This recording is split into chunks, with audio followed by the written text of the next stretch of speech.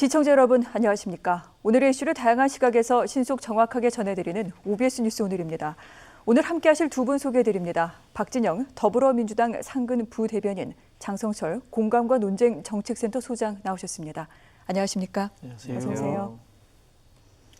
네, 오늘은 21대 국회 첫 원내 사령탑인 더불어민주당 김태년 그리고 미래통합당 주호영 원내대표가 취임 100일을 맞는 날이라고 합니다. 정확하게는 한 명은 어제, 한 명은 오늘 100일 취임을 맞았는데요.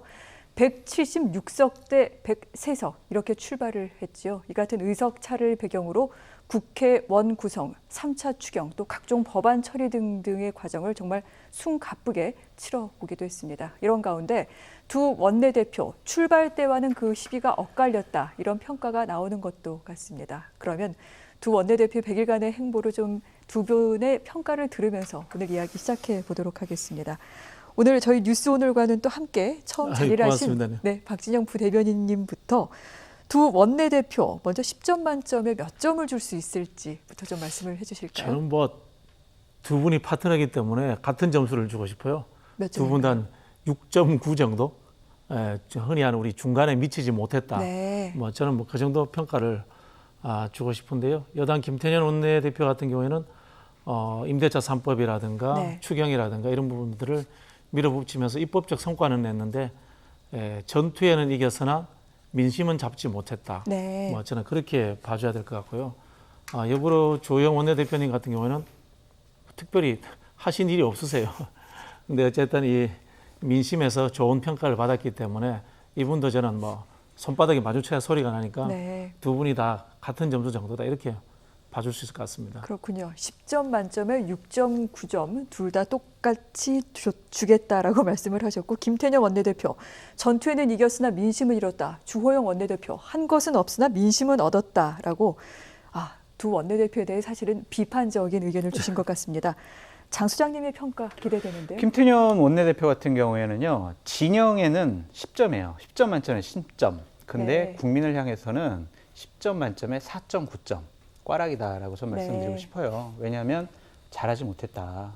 기본적으로 김태년 원내대표가 제일 진영에 잘한 것은 본인들이 원했던 법안들을 다 통과시켰어요.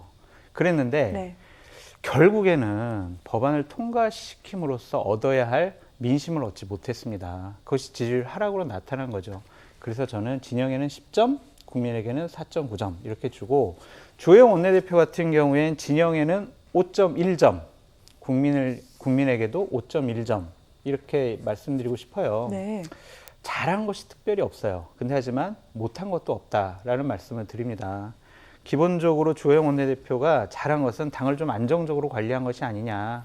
실수하지 않는 당, 자살골 넣지 않는 당, 그런 당을 만든 것이 주호영 원내대표의 가장 큰 공이라고 생각이 듭니다. 우리가 이런 말이 있잖아요. 가만히만 있으면 중간이라도 간다. 그 전략이 이번엔 좀 통했다는 생각이 들고요. 잘못한 것은요. 여당이 임대차 법안, 부동산 법안들을 발의를 했을 때 대체 법안을 좀 제대로 발의를 했었어야 돼요. 그리고 부동산 대책에 대해서 여당과 정부가 여러 가지 대책을 내놨을 때, 자, 우리 당의 부동산 대책은 이런 거야 라고 하면서 준비된 부동산 대책을 내놨어야 하는데 법안과 대책의 준비가 좀 소홀했다. 그래서 저는 5.1점 정도를 주고 싶습니다. 네. 자, 장 소장님의 평가는 일단 김태년 원내대표는 국민에게 4.9점, 주호영 원내대표 5.1점. 둘 다 굉장히 좀 낮은 점수다, 이렇게 얘기할 수 있을 것 같습니다. 자, 두 분 평론가의 평가가 사실은 박합니다. 국민 입장에서는 기대에 둘 다 미치지 못했다, 이렇게 결론을 낼 수 있을 것 같은데요. 오늘 김태년, 주호영 원내대표, 그렇다면 좀 더 깊이 있는, 좀 들여다볼 수 있는 시간을 좀 가져보도록 하겠습니다. 각 당을 대표해서 박진영 부대변인께는 이거 한번 여쭤보고 싶습니다. 사실 민주당이 김태년 원내대표 취임 100일 기자회견 예정을 했다가 수해 복구에 집중하기 위해서 좀 잠정 보류한다, 이렇게 밝히긴 했습니다만 일각에서는 민심을 좀 의식해서 일단 자리를 좀 피한 게 아니냐, 이런 얘기가 나와요. 일단 이분이 기본적으로 좀 현장주의자예요. 그러다 보니까 이제 입법을 통과시킬 때 또 과도하게 좀 속도전을 낸 경향도 있는데, 수혜 부분에 대해서 좀 집중하기 위해서 안 한다라고 이렇게 말씀하셨는데, 한편으로 크게 하실 말씀도 제가 보기에는 없을 것 같아요. 어떻게 보면 이제 김태년 원내대표 입장에서는 좀 네. 억울한 측면이 있는 게 본인은 원내대표로서의 역할을 충실히 했습니다. 다만 이제 그 의원들의 설화라든가 청와대 인사 문제 네. 이런 부분들이 사실 지지율 하락에 더 결정적인 역할을 했다라고 이렇게 보셔야 될 것 같은데요. 저는 장 소장님 이야기에 대부분 공감을 하면서도 불구하고 입법에서의 신속함이 지지율 하락의 근본적 원인이었는가? 저는 그것은 아니라고 보는 거죠. 네. 설화와 정치인들의 태도 문제 그리고 민주당 의원들의 규율 없는 품격의 문제 이런 부분인데 사실은 이러한 부분들은 원내대표보다는 당대표라든가 당의 원로들이 지적을 하고 규율을 잡아가야 되는 것이 사실은 당의 근본 방식입니다. 네. 우리가 이제 보통 원내대표를 영어로 하면 이제 플로어 리더라고 하는데 현장 지휘자일 뿐이에요. 전반적인 것들을 조망하는 위치는 아닙니다. 이런 부분에서 김태년 원내대표는 자기 역할은 충실히 했음에도 불구하고 제가 아까 말씀드린 것처럼 민심 위반에 대한 부분은 본인이 책임져야 될 것은 아니지만 지도부의 일인으로서 다 떠안게 된 상황이 되지 않았나. 왜냐하면 이해찬 대표는 지금 바뀌는 시기이기 때문에 네. 여기에 대해서 중점적으로 나설 상황이 아닌 거죠. 그렇게 보시면 좀 좋을 것 같습니다. 네. 한 가지만 그렇다면 좀 반론적인 차원에서 여쭤보자면 그렇기 때문에 이해찬 대표가 지금 그렇게 좀 움직일 수 있는 여력이 있지 않기 때문에 김태년 원내대표가 나서야만 했다라는 얘기 하나 있을 수 있고요. 사실 행정수도 이전 같은 문제는 당 내에서도 많이 여론을 수렴하지 않은 상태에서 전격적으로 김 원내대표가 던졌다는 얘기도 있습니다. 소통 부재다 이런 그렇지. 얘기도 나오는데요. 행정수도 문제는 그렇지는 않습니다. 행정수도 네. 문제는 사실은 이 민주당 그 정당의 흐름 속에서 2000년대 초반부터 꾸준히 있어왔던 거기 때문에 늘 준비되어 있었던 네. 거죠. 제가 그때 그 당시에 이제 첫 번째 발의했던 김두관 의원한테 물어봤습니다. 이거 어떻게 준비했어요? 그러니까 2006년 때부터 내가 가지고 있었어. 이 말씀하시더라고요. 그런 부분에서 행정수도 문제가 준비되지 않았다는 것은 조금은 좀 오해의 측면이 있고요. 네. 다만 이런 부분은 있는 것 같습니다. 전당대회가 진행되는 상황에서는 현직 특히 원내 지도부들은 정기국회가 아닌 시기에 이슈를 잘 만들어내지 않습니다. 그런 부분에서 더 큰 문제는 전당대회가 흥행이 없는 거. 네. 이 상황이 민주당이 이슈를 주도하지 못한 측면의 원인이 된 것 같습니다. 그렇군요. 제가 박진영 부대변인 말씀에 동의를 다 하지만 제가 한 가지 김태년 원내대표의 결정적인 책임이 하나가 있어요. 그러니까 법을 야당과 협치하지 않고 밀어붙인 것은 지지율 하락에 상당히 큰 포인트다라고 말씀드려요. 8월 4일 기억하실지 모르겠지만 법안이 부동산 법안이 다 통과됐을 때 네. 사진이 한 장 나왔어요. 김태년 원내대표가 통과되자마자 막 손을 흔들면서 활짝 웃는 그런 사진이 나왔습니다. 그런 사진 보고 국민들은 저 사람들 정말 교만하고 오만하구나 그런 생각을 가졌을 것 같아요. 부동산 문제, 좀 뭐 정책의 실패, 네. 능력이 없을 수 있습니다. 그런 부분들은 오류를 수정해 나가면 되는데 쟤는 너무 건방져, 정말 교만해. 이런 것은 국민이 마음을 접는 네. 하나의 큰 포인트라고 생각이 들어서 저는 김태년 원내대표의 처신도 조금은 잘못된 부분이 있다라고 말씀드려요. 앞서 입법 성과는 있었으나 민심을 얻지 못했다라는 그 평가와 맥에 닿아 있는 것도 같습니다. 그래서 지금 약간은 좀 몸을 사리는 것 같이 보이는 김태년 원내대표에 대한 이견을 좀 들어봤고요. 통합당 주호영 원내대표, 그간 수해 현장에 거의 열흘 가까이 계속해서 매진하는 모습을 보였었는데 현장에서는 기자들의 질문에 대해 지금은 수해에 대해서만 얘기할 때다라고 더 이상 구체적인 언급도 안 했다고 합니다. 그러던 가운데 오늘 이제 기자간담회를 열어서 취임 100일 소회를 밝혔는데 좀 설명을 해주실까요? 기본적으로 자신감이 팍팍 붙었습니다. 당의 역할 그리고 당에 나가야 될 비전, 정부와 대통령에게 요구하는 사항들을 자신감 있게 아주 얘기했어요.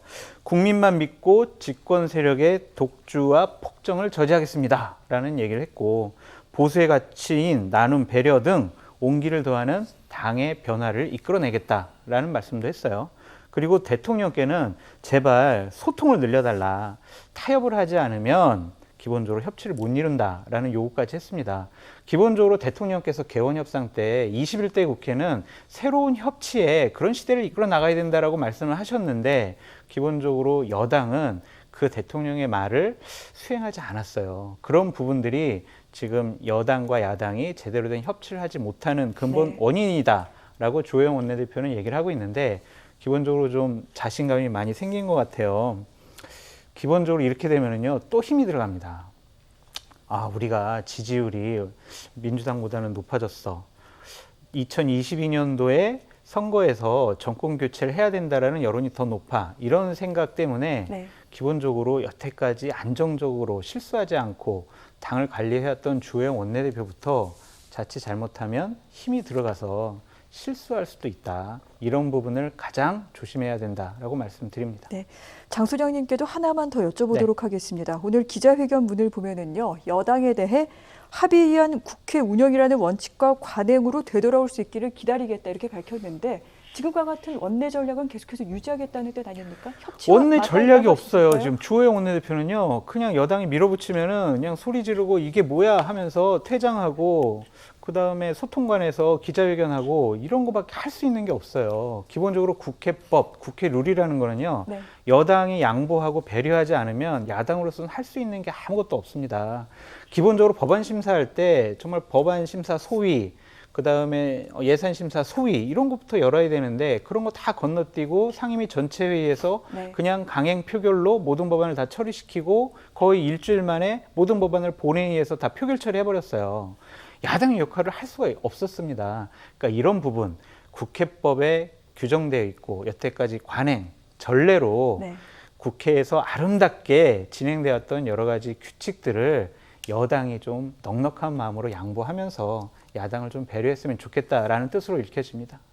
알겠습니다. 협치라는 단어가 나와서 제가 여쭤봤습니다.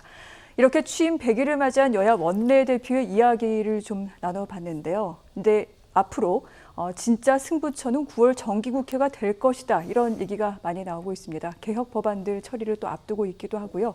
현재 지지율 추이를 봤을 때 두 원내대표 여러 가지 많이 준비하고 또 벼르는 부분도 있기도 하죠. 그렇다면 김태년, 주호영 두 원내대표 9월 정기국회 때부터는 또 어떤 전략으로 임하게 될지 이 부분은 장 소장님 먼저 대답해 주실까요? 김태년 원내대표 같은 경우는요, 저는 밀리면 죽는다라고 생각할 것 같아요. 네. 그래서 본인들이 여태까지 수건 사업이었던 법안과 예산 이번에 더 밀어붙이기 식으로 처리할 것 같다는 생각이 듭니다. 왜냐하면 지지율이 하락하고 있잖아요. 그 다음에 지금 당도 되게 어려워지고 있고 그런 상황에서 우리가 야당과 협치를 하면 과연 우리가 여태까지 준비해왔던 법안 통과시킬 수 있을까? 예를 들면요. 행정수도 이전도 연말까지는 모든 것을 다 완성시키겠다고 본인이 주먹 져서 얘기를 했어요. 과연 이 부분을 야당과 협치를 통해서 할 수가 있을 것이냐? 아니다.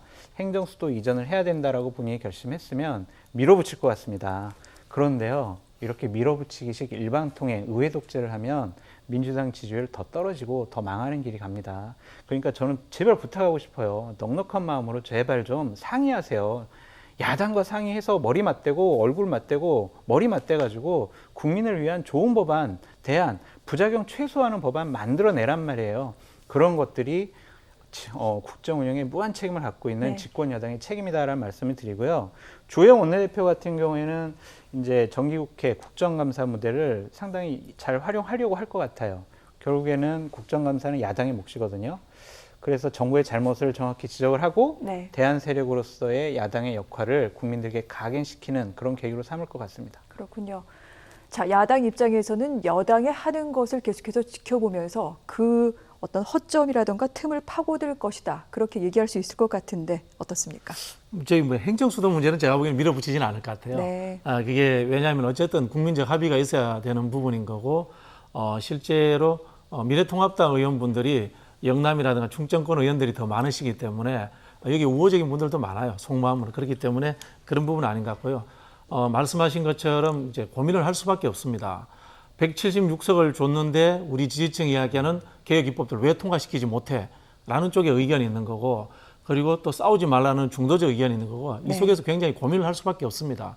그래서 제가 봤을 때는 꼭 통과시켜야 될 법과 협치를 해야 될 법안 네. 그다음에 시기적으로 밀어붙여야 될 시기와 협치를 해야 될 시기 이것에 대해서 좀 구분하는 것이 저는 굉장히 중요한 그 전략적 선택이다 이런 생각이 들고요. 예를 들자면은 공수처장 임명이라든가 검경 수사권 문제, 또 한편으로는 언론의 그 배상적 징벌제도 이런 문제들은 제가 봤을 때는 좀 밀어붙일 가능성도 네. 있다고 보고요. 나머지 경제적인 부분이나 민생적인 부분들에 있어서는 충분히 협치를 하면서 진행되지 않을까 이렇게 좀 예상을 해보고요. 한편으로 여기에 덧붙여가지고 좀 야당에 조금 이제 당부를 드리자면은 김종인 대표가 기본소득이라든가 정강정책의 변화를 말씀을 하셨습니다만 네. 저희도 야당을 할 때 무상급식 시리즈라든가 이런 정책 시리즈를 내놨습니다. 야당도 자기들만의 정책 이슈를 만들어가지고 수권 정당으로서의 면모를 보여준다면은 이건 역시 같이 논쟁이 되면서 재미 재미있는 국회가 될 수 있다 이렇게 네. 생각을 하고요. 우리 장 소장님하고 저하고 자주 그런 이야기를 하는데 너무 견제라는 것에 대해서만 집착하지 마시고 스스로 의견을 내서 좀 더 적극적인 국회의 모습을 보여주시면 좋겠다. 이런 모습을 야당께 한번 기대를 한번 해보겠습니다. 네. 근데 야당 능력이 없어가지고요. 그렇게 대안 잘 못할 거예요. 많은 노력을 하겠지만 국민의 눈높이에 맞는 네. 그리고 국민들이 인정할 수 있는 그런 대안을 제대로 마련을 못할 것 같아서 그 부분이 좀 걱정이 되긴 되는데 그래도 해내야죠. 그래야 국민들께 인정을 받습니다. 그래야 지금 있는 지지율 상승을 계속 네. 견인해 나갈 수 있다라고 말씀드려요. 두 분 이야기 들어보니까 여야 상당히 좀 몸을 사리는 듯한 그런 모양새를 취하고 있기도 한데 하지만 또 9월 정기국회 문이 열리면 어떻게 또 임하게 될지도 저희가 계속해서 지켜볼 필요가 있을 것 같습니다. 협치, 속도 이 부분에 대해서 여야가 어떤 조율을 통해 또한 국민의 기대에 부응하게 될지 이 부분 관심 갖고 지켜보도록 할게요.